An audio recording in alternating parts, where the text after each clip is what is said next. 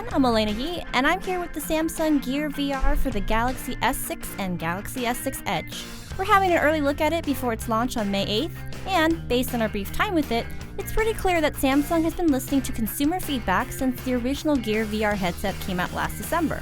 As you can see, in terms of design, the Gear VR for S6's shape has been tweaked some. The back straps have been angled down a bit more, the touchpad has been recessed, and the back button has been moved to above the touchpad.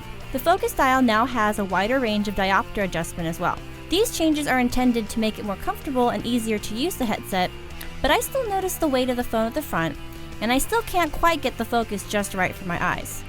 The view is clear, but feels ever so slightly off. The Gear VR for S6 also features a USB port, which its predecessor didn't have. So if you don't mind being tethered to a wall, you can be in VR indefinitely. It's not a charging port though. It only passes through power to the phone if VR is active, and it's just enough juice to zero out what's being drawn. When using the Gear VR for S6, a couple of things jump out right away. There's less of a screen door effect thanks to the S6's more pixel-dense screen, and the field of view is much narrower since the S6 is a smaller phone than the Note 4.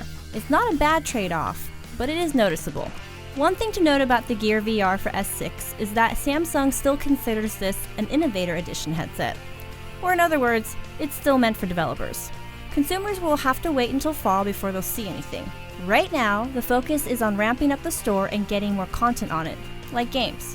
Of the 3 games I've tried, Keep Talking and Nobody Explodes has been the most inventive of the bunch. The person wearing the Gear VR headset must describe a bomb to other people in the room, who then have to consult charts and give instructions on how to defuse the explosive. It's fun and tense, and an interesting challenge of how to describe things quickly in detail. I've also tried 2 games that featured gamepad support. One is a sequel to Hero Bound, a fantasy-style game with very light RPG aspects, and another is Omega Agent, in which you navigate cities by jetpack. For that second one, it doesn't appear that the Gear VR for S6 offers much relief for people who suffer from motion sickness in VR. For me, my stomach keeps lurching as I soar over the virtual city, but for other people who don't get sick, this game's actually probably quite fun. So that about covers our first hands-on with the Gear VR for S6 and S6 Edge. We'll be reviewing this headset later on this month, so keep an eye out for that as well as all things virtual reality right here on IGN.